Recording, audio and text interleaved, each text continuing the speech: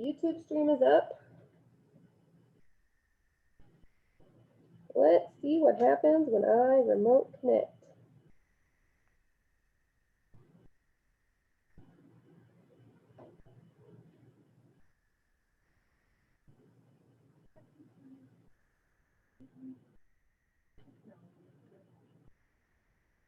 Hey, it looks like we're still on Zoom.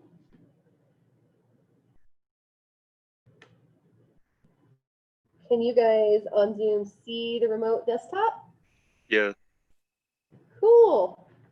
I love it when things work.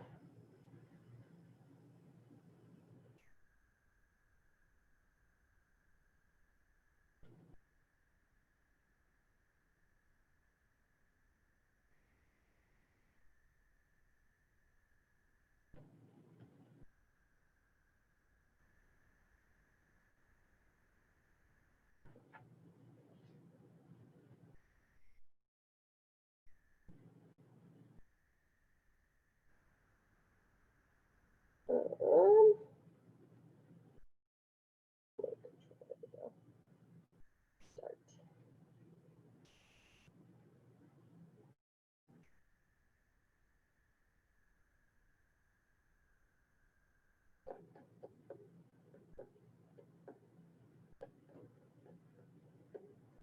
So while I'm pulling up the simulator and getting ready to load our control room, if you guys want to take a look at the pages on log keeping, page 50 to 52 of INL's manual, it's going to talk about the types of information that you record and how long you take them, and then essentially the requirements for you to get instructions essentially on log entry, being legible, permits, smear proof, all that stuff. So take a look at those, and then I will tell you what we're going to need to take a log of.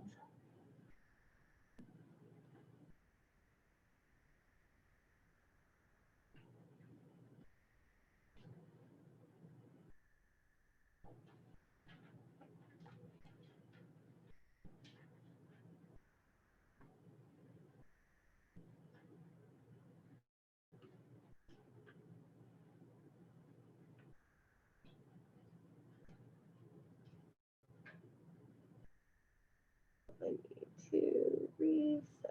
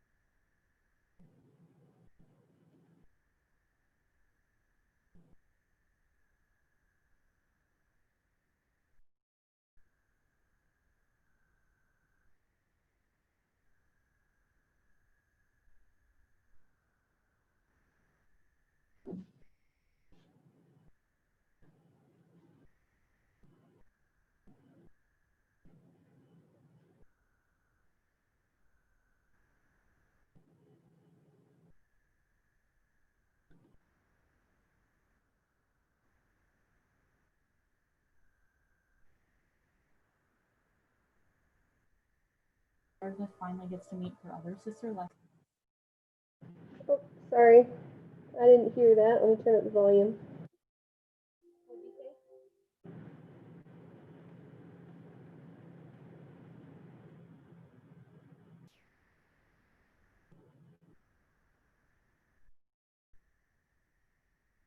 Whoever spoke online, I think it might have been Haley. I didn't hear what she said.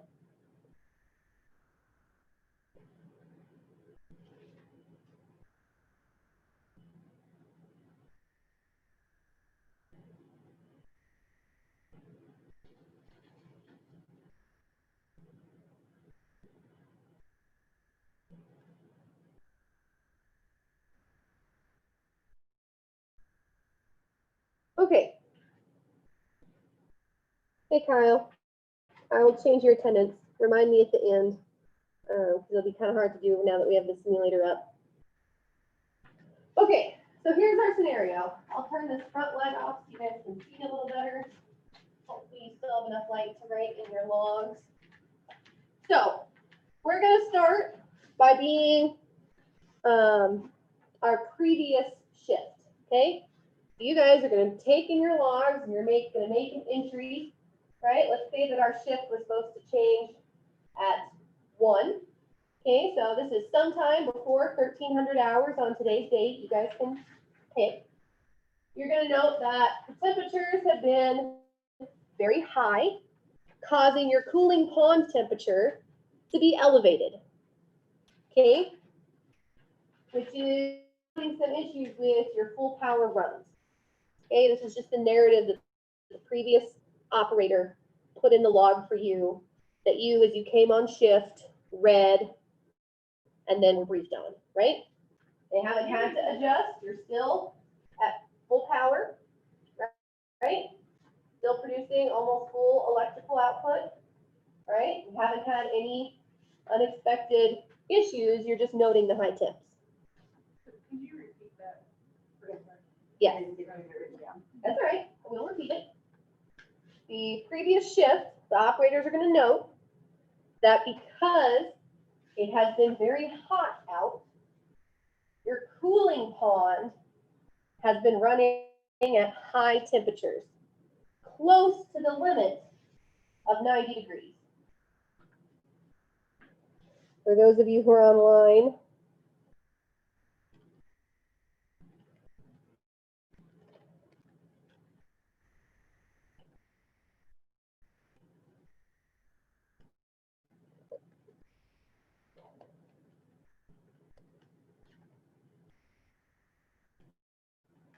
okay?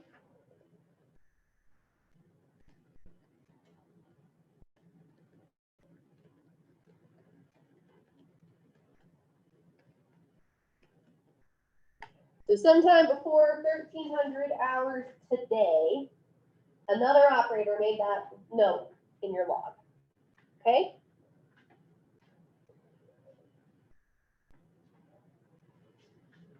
At 1300, you guys came on shift. So go ahead and enter in the log that there was a shift turnover. We're going to pretend that we did that like we would have, and that you are, operator Godfrey or operator Mulberry is coming on duty and accepting responsibility for the controls. And at that time, give an update on the reactor status, right? The reactor's at full power. There are no alarms. Operation is normal.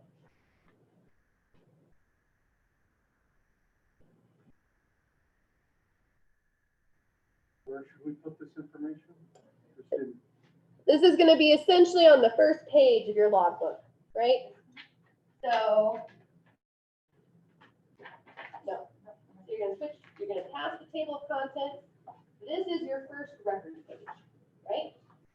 So right here. So once it passed where it says table of contents at the top, go to the first record page. That one on your, nope, go back one. Nope, go. This one, the very first page. No, see how it says table of contents at the top? Skip one more. The first page that doesn't have table of contents at the top. There you go. And so yes, Haley, do this in your logbooks there online. because you guys are gonna, all of you are gonna upload this log entry into Moodle for your logbook exercise. What did you say about the operator coming on duty? What was the word you used? So you are assuming responsibility of the controls. So sorry, one more question. Do we start at 1300 hours when we show up, or are we supposed to note what the previous shift did? Yeah, so at some time before 1300 hours, make that note about the pond running hot, right? We're pretending your previous operator did that, and now you're reading that as part of your shift change. And then you're gonna take over, right? So for our exercise, you have to pretend to be 2 shifts, just so that you have the entries in the log. Does that make sense, Jack? Yep, it does. Okay.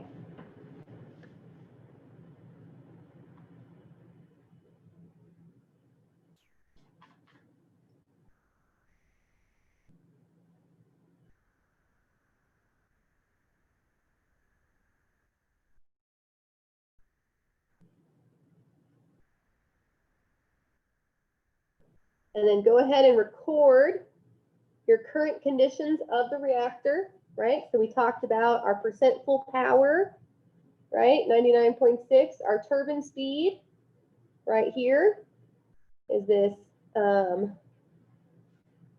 for right now. yep, for right now, at 1300 as you came on.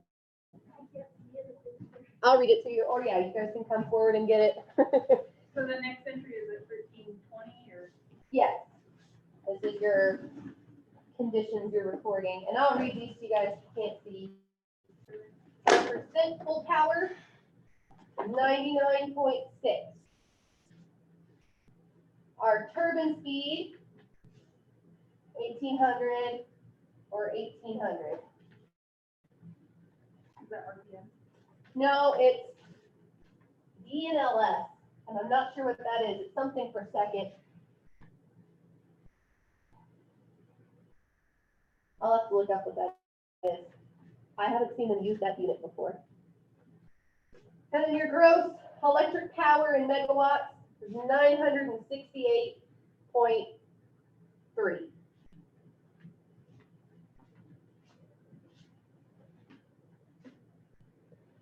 That's in megawatts. Correct. And it's megawatts electric.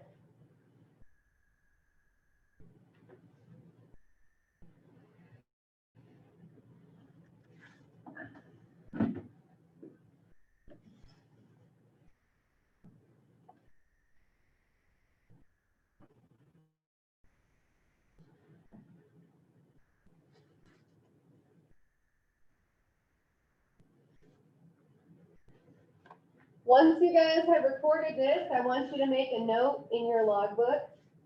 Are these ranges all within the tolerances that were given for low and high? So validate that they are within or not range. For those of you who are online, you took all of these pieces of data down here, right? Our turbine speed, percent full power, our electric power output. Right up here, there's those values again. And then there's a range for low and high. Are all of these readings in range? Yes. So note that in your logs.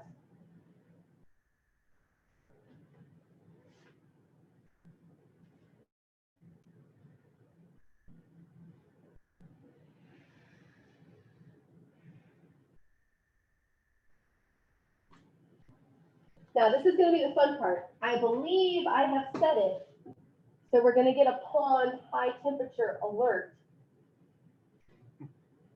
But I'm still new to the simulator too, so if it doesn't automatically do this, I'll go in and manually make it. But let's observe our reactor for a moment and note if anything changes.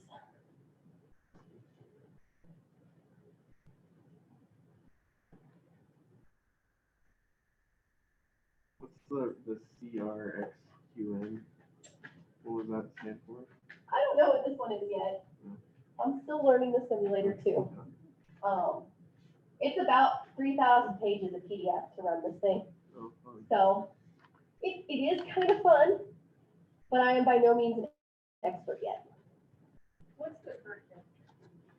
Current temperature outside oh, of the cooling pod, it was 89 degrees when you came on shift. And your limit is 90 degrees.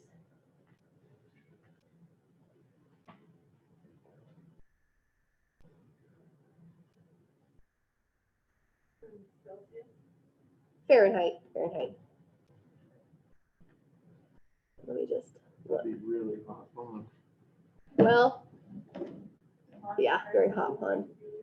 So it says that it ran it, but it didn't give us any information.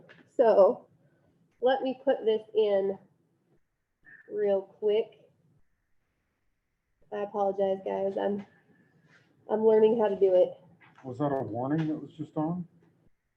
Yes, but it didn't show up like I expected. So give me just a second here.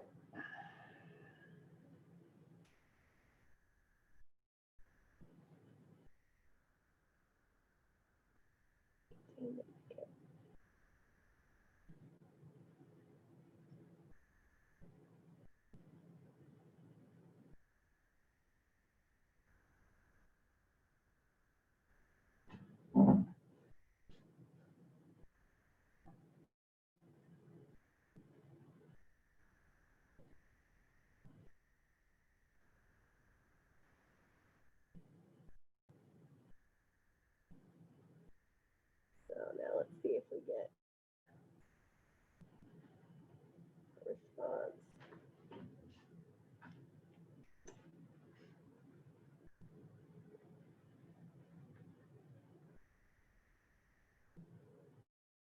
Okay, this is your enunciator panel, right? We don't see any enunciators that are alarming, right?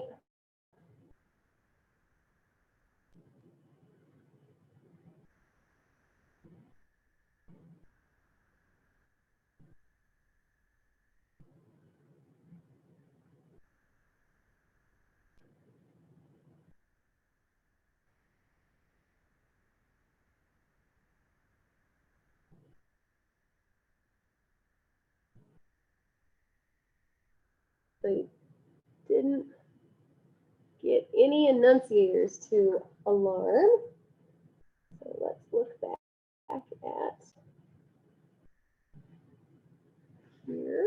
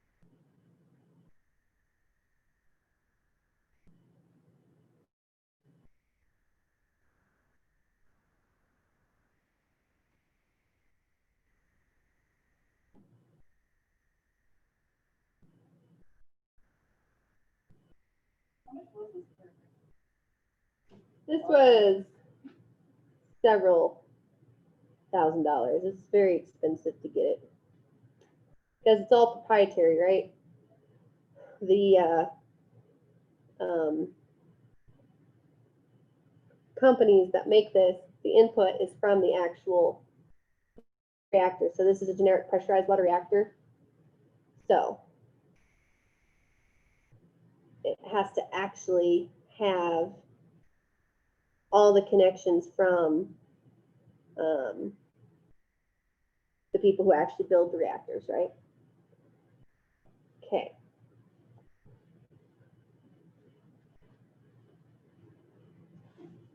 So I believe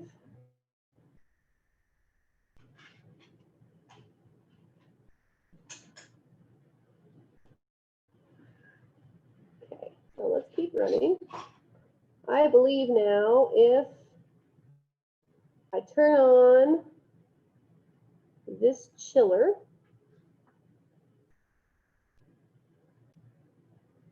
right now,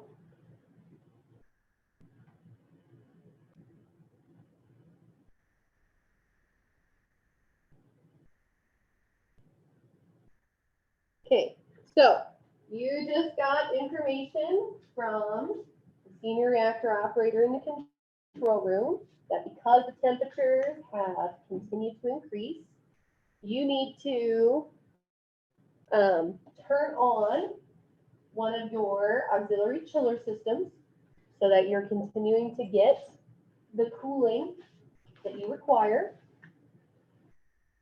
So, okay, Sam, the screen is back up.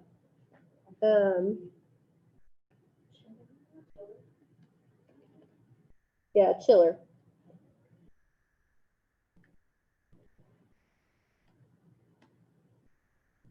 Any particular one, or is there more than one, or just We're chiller? actually going to have someone volunteer to be our operator, and we're going to do some formal communication. So, who wants to be the operator who has the chiller controls? Who here locally wants to practice their formal communication? Okay, tell. Okay, Operator Patel, we need to initialize reactor coolant chiller A. I think I turned on alpha. Let me double check that.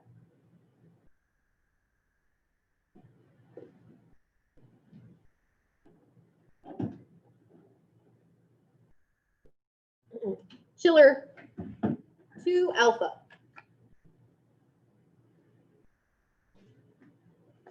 You understand? Confirming directions to turn on auxiliary chiller to alpha. Incorrect. Turn on coolant chiller 2 alpha.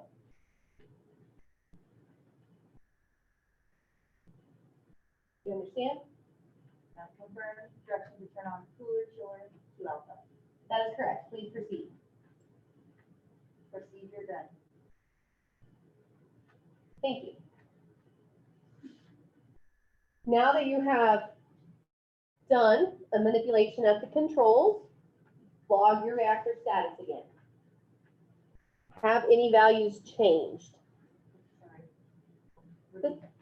So now you've initiated the change, right? We turned on our chiller. Did it change any of our parameters? Is our percent full power different than it was before you turned on the chiller? Not really. Not substantially. Is our megawatt electric output different? A little bit. Little tiny bit, but not significant. Does our turbine speed change? Nope. So I would, in this case, depending on if you have a log sheet that says you're supposed to record this, or if it's just a narrative log, I would say no change in reactor parameters or reactor status, one of those phrases. In the logbook, we would take note that we turn on the chiller, right? That is correct. Yes, you'd record that time. So we did that at 13:30. Operator Cattell initiated chiller 2 alpha.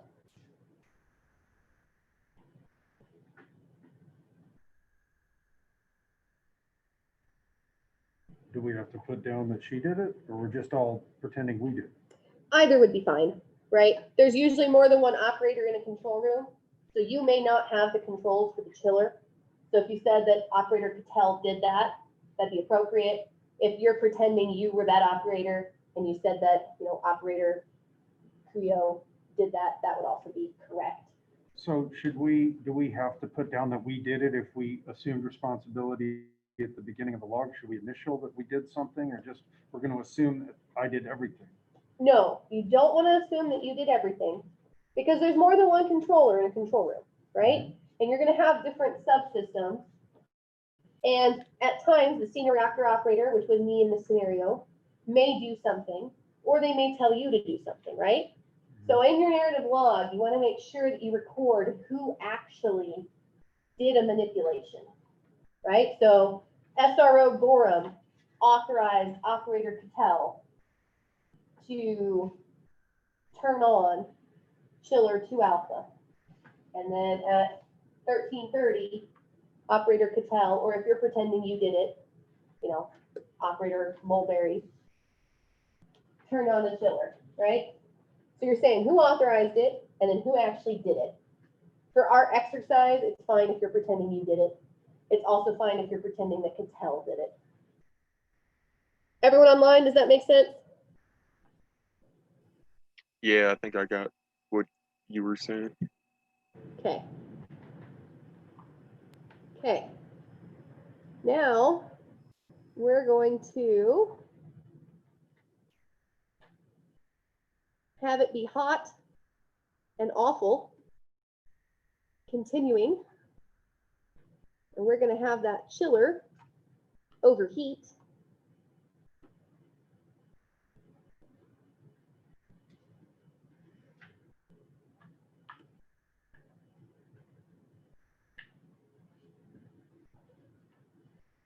And I'm not sure if this will show up in our enunciators because I'm still learning this system.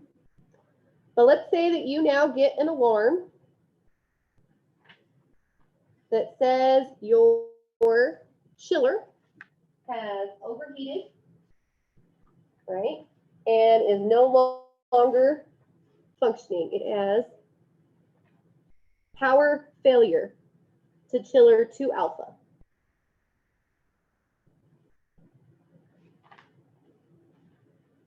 So let's have a different volunteer other than Cattell. That's your station that you just received the alarm. How are you going to notify, or are you going to notify the SRO? At right now, 13:35, Haley.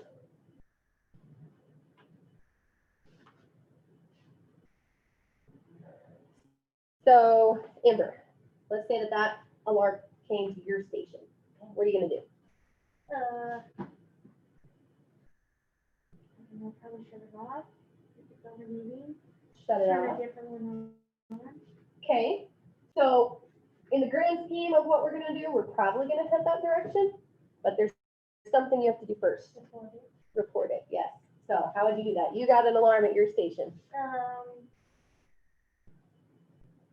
Okay, I guess I'd say SRO Gorham. I'm receiving an alarm at chiller 2A overheating. I understand that chiller 2A has alarmed for overheating. Is that correct? Okay, stand by, operator Mulberry. So at that time, now we have an abnormal condition, right? So now your SRO has to make a decision. And they're going to go look at their abnormal procedures, and they're going to tell you some instruction. In this case, Amber is right that probably our first thing that we're going to do is we're going to turn off that overheating non-safety system. So we'll go ahead and we'll now say it's Porter's control console. So operator Porter, please de-initialize chiller 2 alpha in order to try and reset the overheating alarm. Initializing chiller 2 alpha to reset alarm. That is correct. Doing it.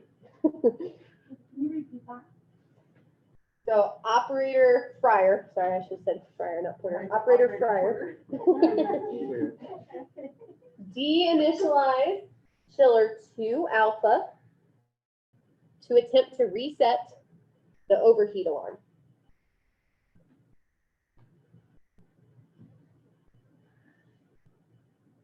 And then Porter, you would need to let me know when you actually do that.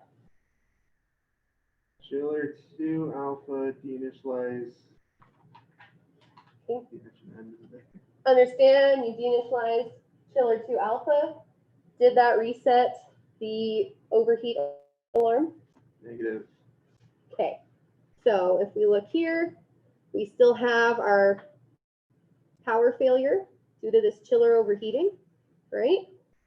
Yeah, Jennifer. When he put in his logbook, like, he, would put under the direction of the SRO. Yes. Mhm. Right. And you would try to use that specific title. And ideally, you know, I'm keeping a log too as the SRO, so we know what SRO is on shift. So it's kind of up to you if you want to say, you know, SRO Gorham, or if you just want to say the SRO. Some, That would be one. there might be more than one, but there's usually one that is acting as the SRO, right? So you guys could all be SRO certified and licensed, but that shift you're operating the auxiliary coolant processes, right? So you're just that operator. Maybe in another week you get your SRO shift, right? Because normally multiple people are licensed as SROs, but there's one whose job that is for the shift. Does that make sense? Making our chain of authority very clear. Okay, so we still had a power failure, right? So even though we're no longer using that chiller, we're no longer stressing it and overheating it, you all in your logbooks need to make a note that it overheated and it didn't reset when you turned it off.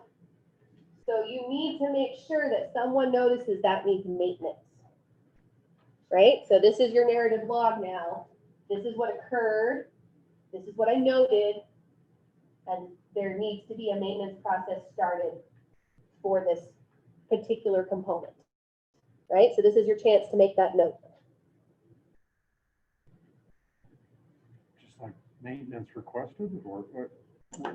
So there's several ways that you could do this.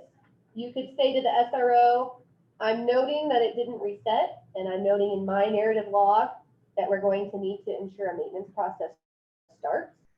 Or you can ask the SRO if they're going to note it in their log. Or the SRO can tell you, hey, this is your system. Make sure to make a note that we need to start a maintenance work order. And when you're off shift, start that process, right?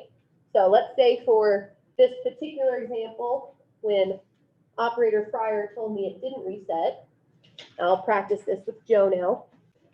So Operator Creo, please note in your narrative log that a maintenance procedure will be necessary on this chiller, and note that you will be responsible for initiating the request at the end of the shift.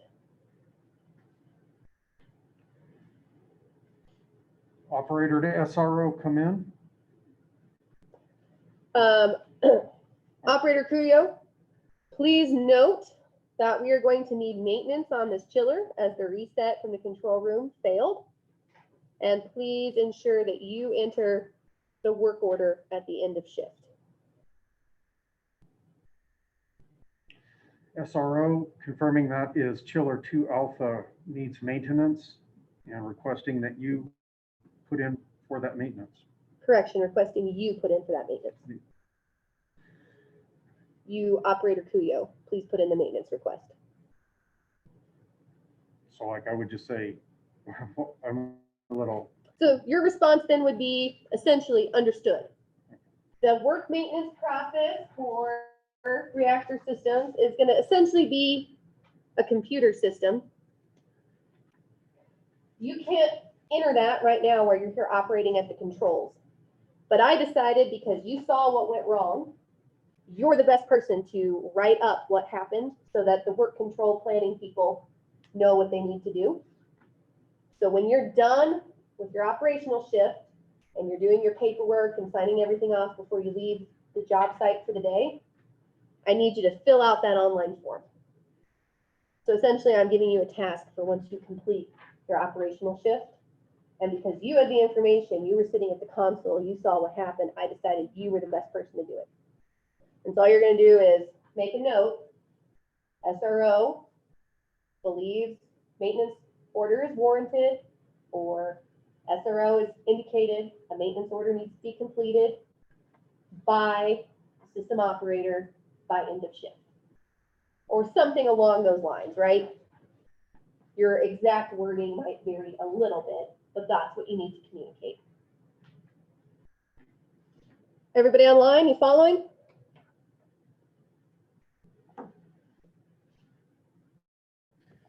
Yeah, so we basically just have to log the time and all that stuff that happened, huh? Exactly.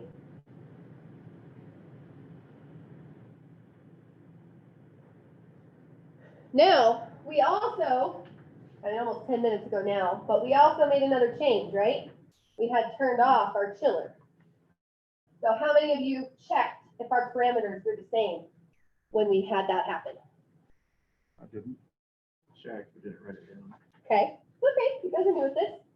So now we're essentially going to make a late entry because you didn't check when it happened, when you should have.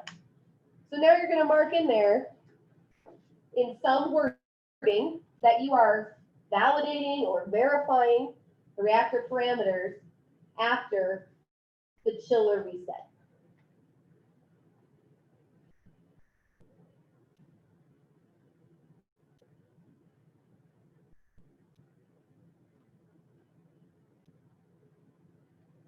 Anyone online, did you guys look at your reactor parameters after we made that change? Nope. Well, it still looks the same to me. It is. It is the same. But did you note that in your log, Haley, after you made the change to the chiller?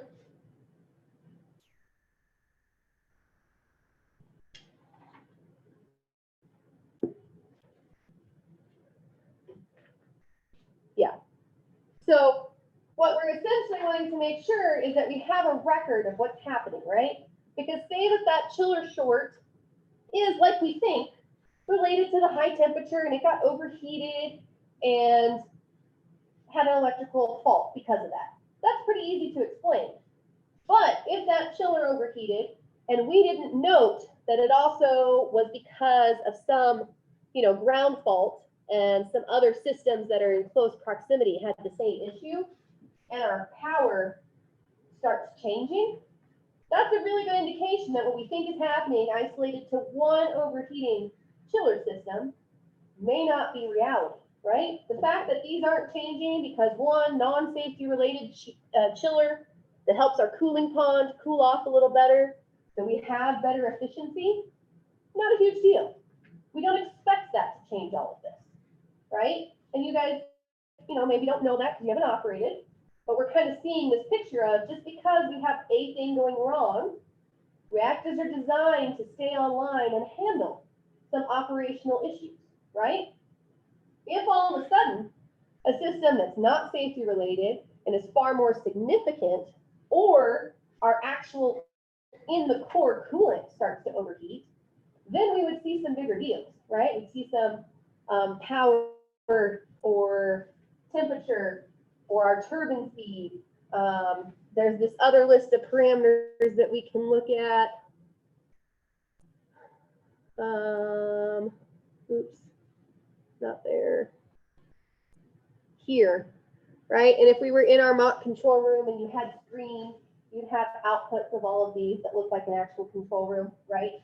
But our containment temperature, our reactor pressure, any of these might change, right? Because we have an alert value. We're way below the temperature that matters inside our containment, right? We're still cooling the reactor just fine. Just because our pond's a little hot and our chiller isn't working, we're losing some efficiency, but we're nowhere near dangerous levels for our reactor, right? Even with all that going on, we're way below our alert value, right? And our stop value at 500, right? We're fine. But if these parameters that we're monitoring started changing because of one small system fault, then we want to start asking what else is going on, right?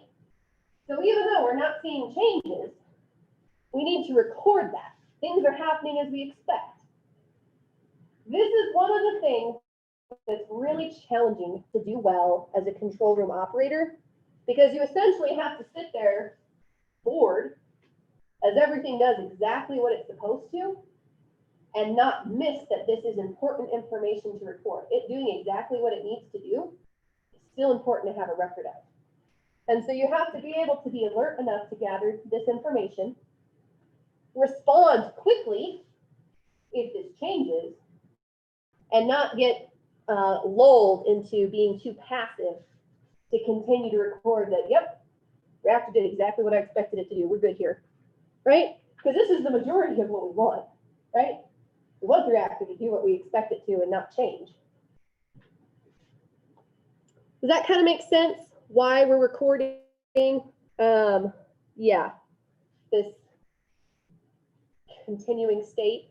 Let me answer Sam's question a little bit here. So Sam, you are essentially making a late entry. If you didn't record this when you reset your chiller, you're essentially going to record that, you know, at 1348, reactor parameters are unchanged, or record your values again. Either one is acceptable. And just say, should have been recorded immediately after our chiller status change, but was recorded 20 minutes late, or whatever the case is on your time, whatever time you recorded in your logbook. And then Porter, your question. Are all these parameters like recorded and saved on a computer somewhere? Not every single one. There are specific parameters that a record is kept of. Some are required by NRC, so your power levels have to be recorded. Your neutron flux information, your temperature records, because that gives you information about thermal stress of your internal components and stuff. So there's some that are on charts and recorders, but some of them, the instruments, they don't make a way to record them.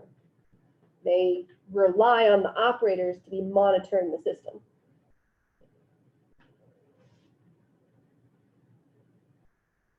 Okay. Now, let's go in here and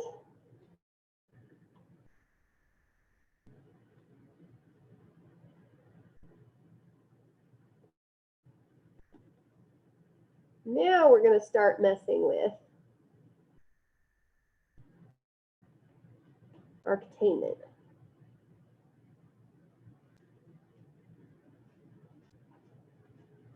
Okay, so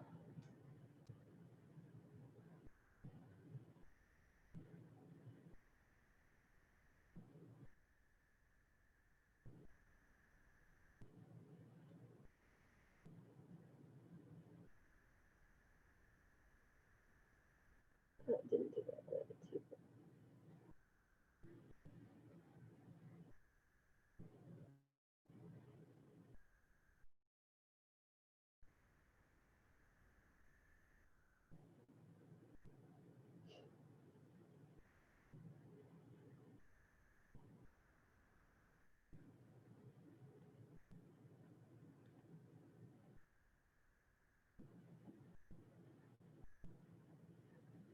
Sorry, I'm trying to find the chiller in here.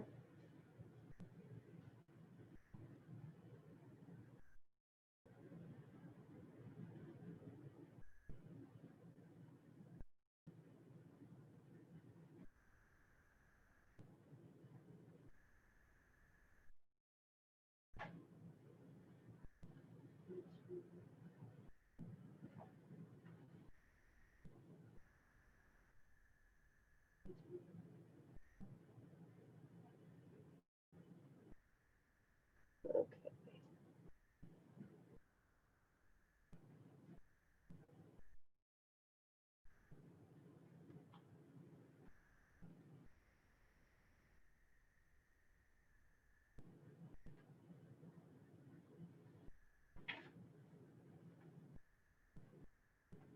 Okay, so now right here, we have a little anomaly that occurred, right?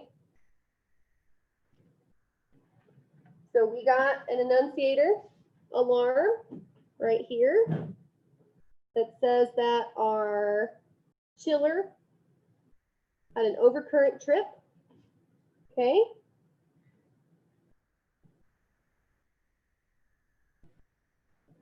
And I know that we're a little off the exact time because I have to switch between these screens, but essentially right here at, what, just like 2 minutes ago, a minute ago, you have a little surge, little tiny one in our power output, right? What did it go up to? I'll Did have you- to pause it to yeah. reread the record. All right. So let's just say that you missed reading it and you're noting that there was a surge, small surge. This is from the breaker. Mhm. The chiller. Yep, so the actual alarm you got was a chiller overcurrent trip. The chiller 2A.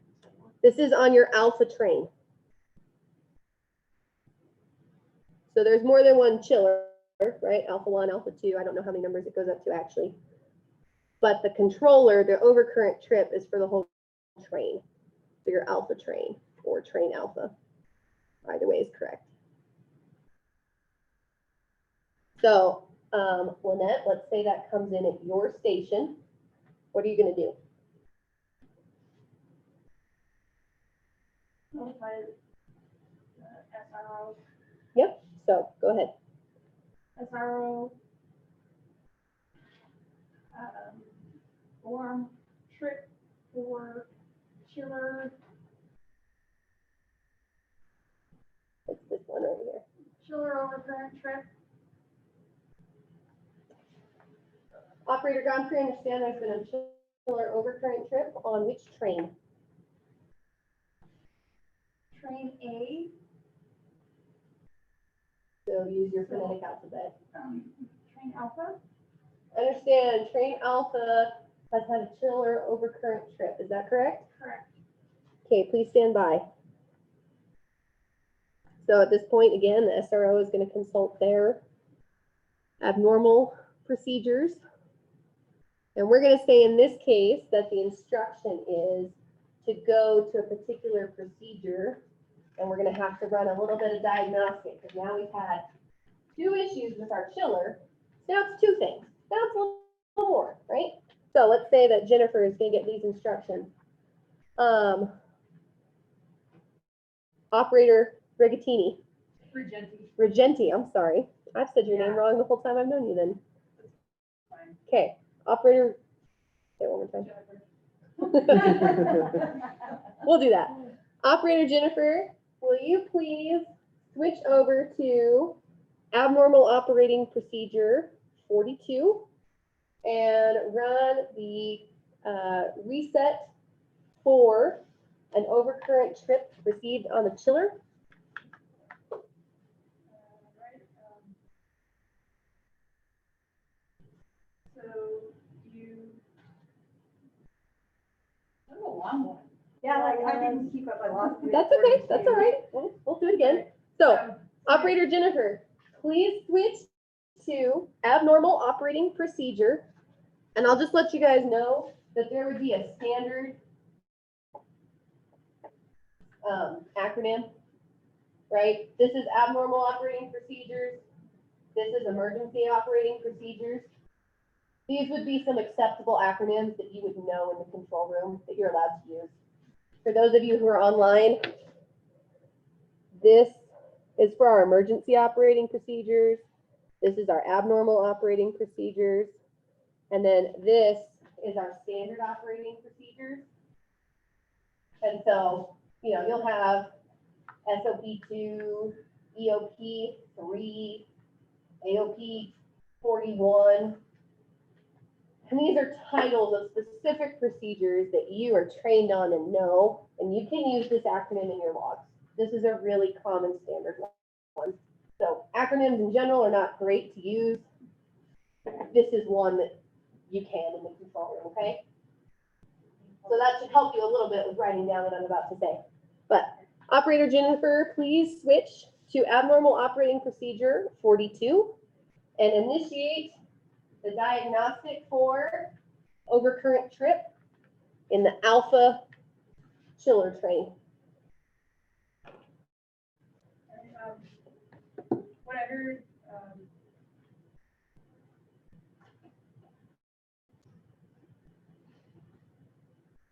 is, what was AOP?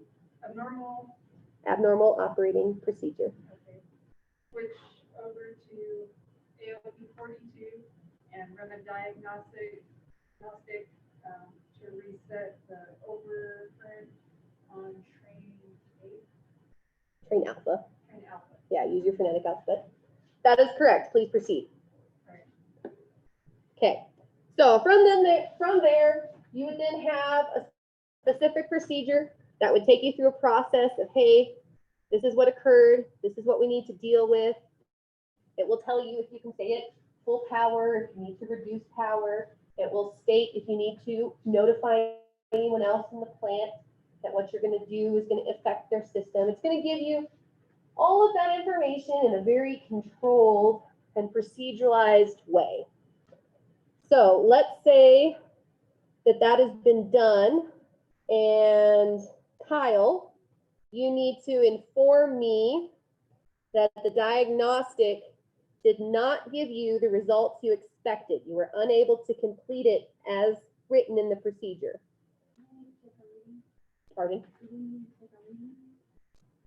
Yes.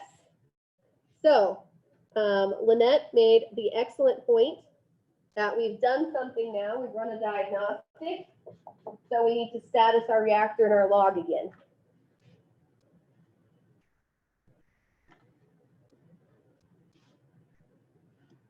Good job, Lynette.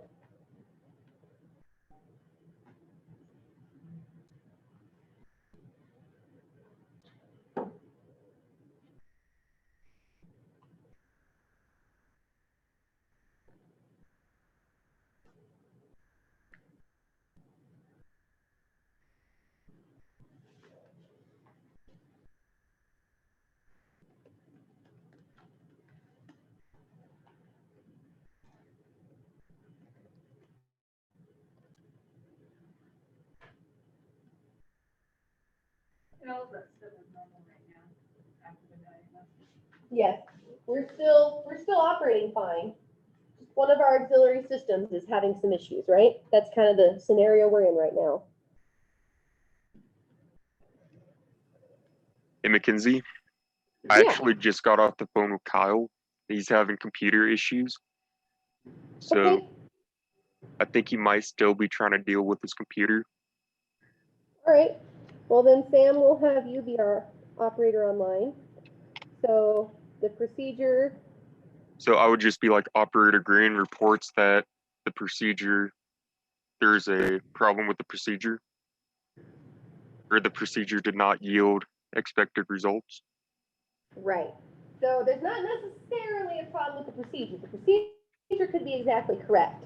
There was a problem performing it. You didn't get the expected results.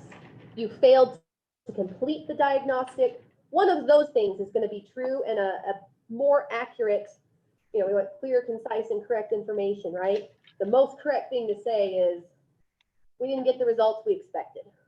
So go ahead and say So that. it'd be like, operator Green reporting that we ran the diagnostic on the alpha train of the chiller system. The procedure did not yield expected results. Operator Green, I understand that the procedure did not yield the expected results. Could you explain what step you started to deviate from the expected results? And so you don't have an actual procedure in front of you, but essentially the SRO is going to try and understand where exactly the problem was. And so I don't need you to, make it up, but understand that that would be the follow-up question, right? What went wrong, where, and how? Okay, so would we say like in step 13, or would we like explain the step that went wrong? So if they have a copy of the procedure, you could say here in step 13, the reset was unable to reset the junction box and start the chiller system back up, if that was the problem. Or you might say maintenance crews are unable to access the chiller system because high temperatures are creating a heat stress concern, right? This isn't a safety system. We may not work on it in the middle of a 110-degree day, right? This happens all the time at Palo Verde. So whatever the reason was, and I want you guys to think it may not just be that we couldn't do the procedure well. There might be some reasons that they say, hey, worker safety wise, we're going to do this tonight. You guys can deal with not having an auxiliary system that's not a safety system, and you can go down a few percentages in power if you need to, but we're going to wait till it's safe to work, right? So as you're thinking through this scenario, realize this hasn't had huge effects on our core, right? So worker safety might be more important than this chiller system at this moment. Does that make sense? Yeah, it does. Okay. So we will pretend for this scenario that when you put in your maintenance work request, worker safety said, okay, we're going to wait until night shift comes in and we're going to start this at 2,200 hours. Okay. So now go ahead and log that information for when you do your shift changeover, that this process is it's scheduled to start at 10 p.m., which is 2,200 hours, and that you will not be able to complete AOP 42 until that time. AOP what? 42.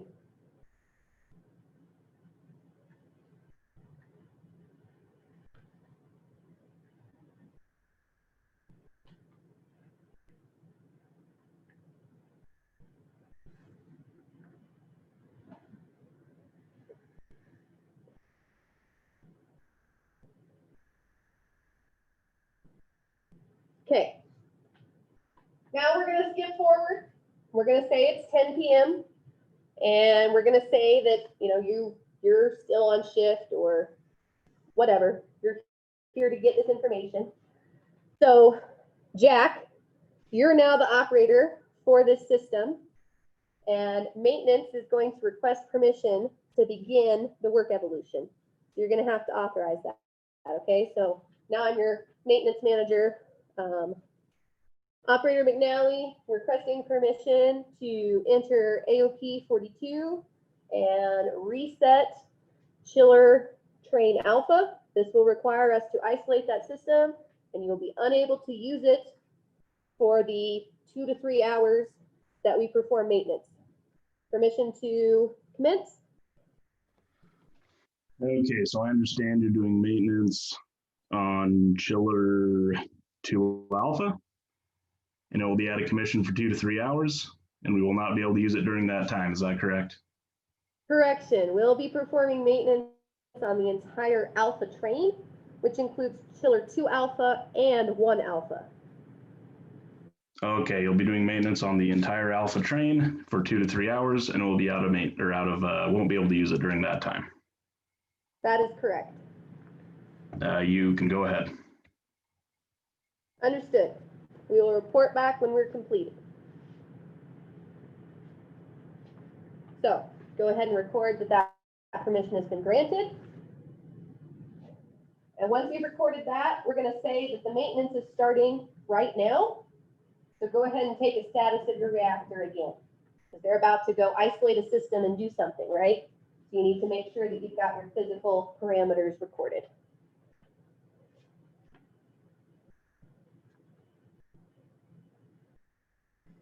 What time are we saying it is? Just use the time that's here. We pretended it was 10 p.m., but just use the time that's on our remote desktop.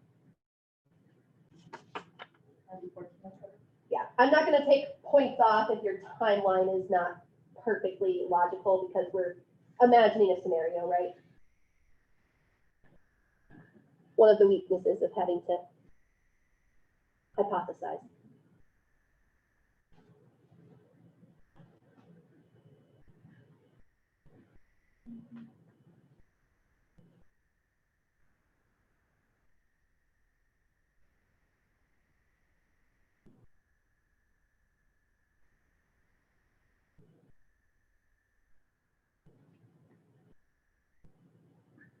Okay.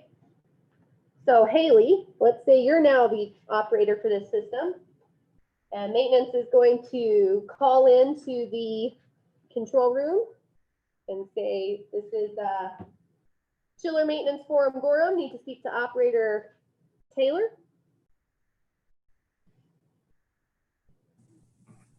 This is operator Taylor.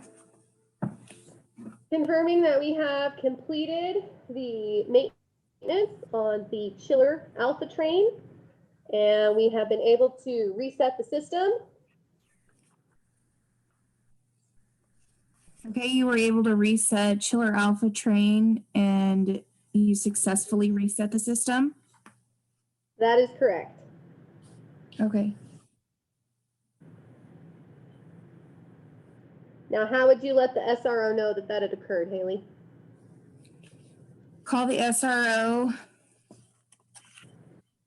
Let them know this is operator Taylor. Maintenance has contacted us. Here, we'll play it out. This is SRO Gorham. Go ahead, operator Taylor. Maintenance has contacted me and informed me that chiller train A has been successfully reset. Chiller train alpha. Right? Chiller You wanna use train our- alpha has been reset. Understand, chiller train alpha has had its maintenance performed and has been reset. Operator Taylor, please continue AOP 42 and reset the trip in the control room. Okay, I will continue AOP 42 and reset the trip. Understood. Inform me when you've completed it. Understood. Awesome. Now I'm going to go in here and we're going to remove these. We're going to say that you followed the correct procedure. Our maintenance was successful when you reset. And essentially what this is going to be, when you reset enunciators on the control panel, and we'll let you guys kind of do this and interact with the system when we get our mock control room up. I'm doing it for you. It's a little bit artificial. What would happen is there's a reset switch for various signals that come in from various parameters. And when that system has had itself physically reset, or you've changed some parameter so that it's operating differently, you can then reset the signal with permission from your SRO, and then it's going to start collecting signal anew, right? So if we actually fixed the problem, all of those enunciator alarms would no longer be active, right? Our signal is in a different configuration because we're not receiving this trip, okay? So you have a procedure to do that. You did it. All of those alarms have cleared. So this would be information that you record, right? At 1411, all chiller related trips were successfully reset. But note, we still have our high temperature pond. It's still hot out. Even though it's cooled off, it's 10 p.m. now, we're just starting to cool off. It hasn't gotten significantly cool because of the daytime temperature dropping, okay? What do you think you're gonna do next? Go ahead. Notify the SRO, it was reset, Check your, and then check your. Yep. Okay, Will it so notify or check first? you're gonna notify first, then you're gonna record your parameters. So Marcus, do you have a working mic? I think so. Can you hear me? Yes, I can. Okay. Okay. So you just did that reset. How are you gonna notify the SRO? Say like reactor operator Fisk requesting SRO Gorham. Operator Fisk, go ahead.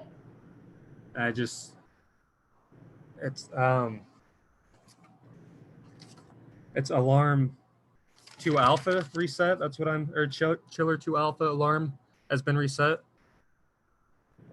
I understand that the alarms associated with chiller 2 alpha have been reset successfully. Affirmative. Thank you, Operator Fisk. And now you'll record your status, the reactor again.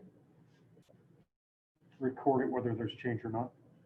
Right, Re-record so you have an option here, right, in your narrative log, you can say no change in reactor operating parameters or reactor status, or you could write them down again. Both would be acceptable. Kind of your preference there.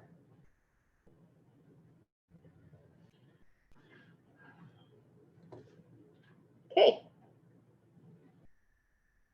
So at this point, you have completed your shift, and you're going to essentially note that you're doing a turnover to Operator Doe, who's replacing you.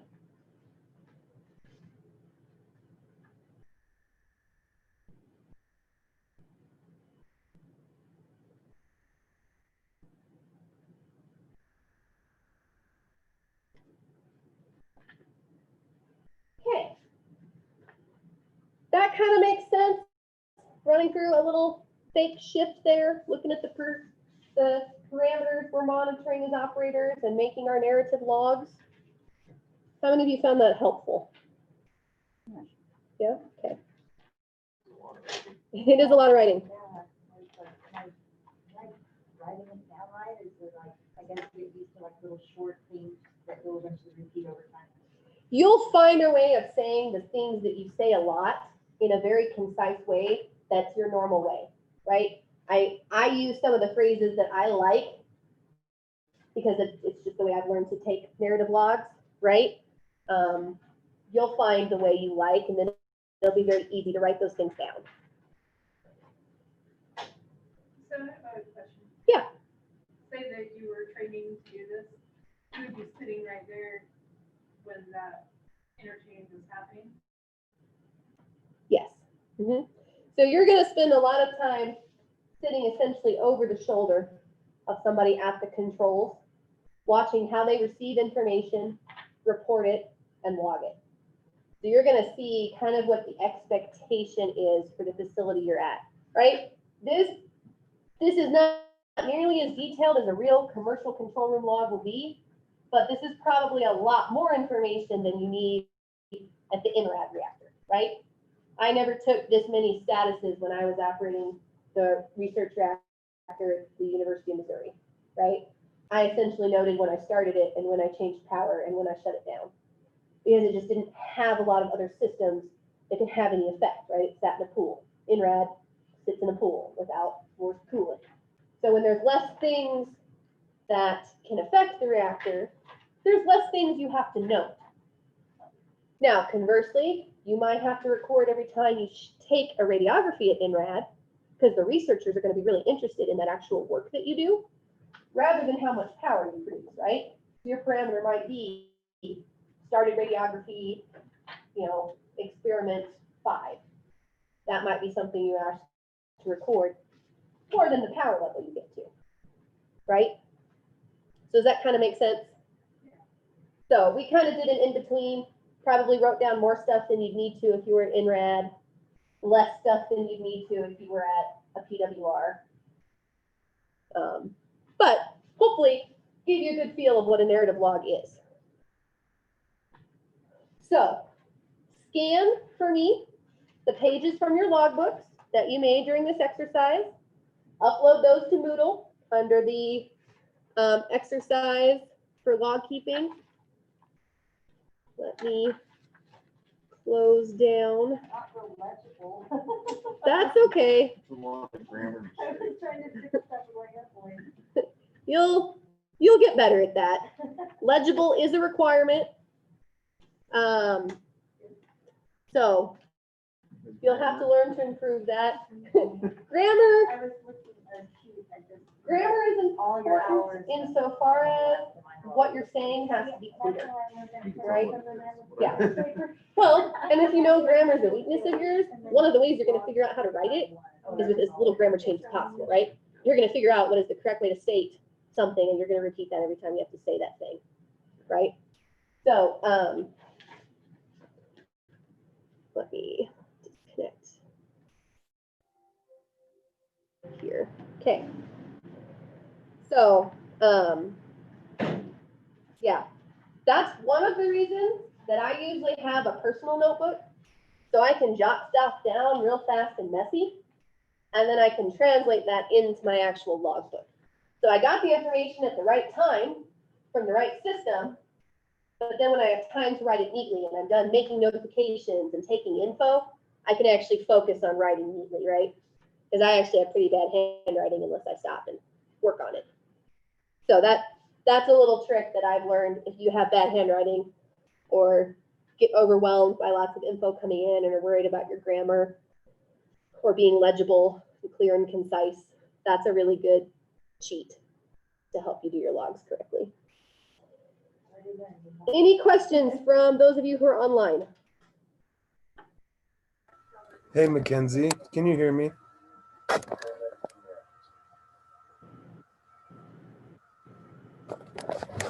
Hey, Mackenzie, can you hear me? Yes, I can hear you, Kyle.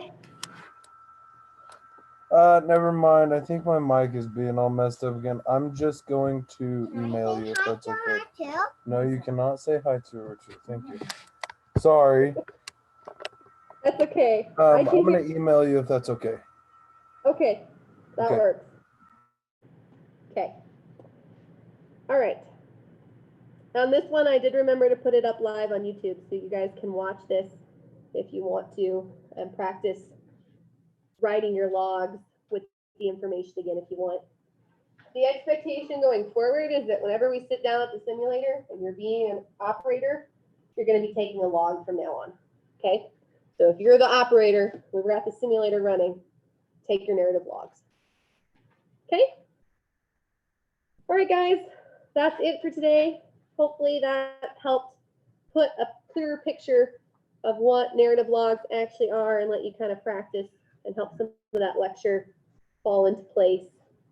Sorry for some of the just fakeness with the simulator. As soon as I get really good at running it and we have our simulated control room, it'll be a little reality. And I think you guys will really get a lot out of it, but hopefully this was good practice, despite some of the artificialities of just training. Okay, all right, guys, see you tomorrow.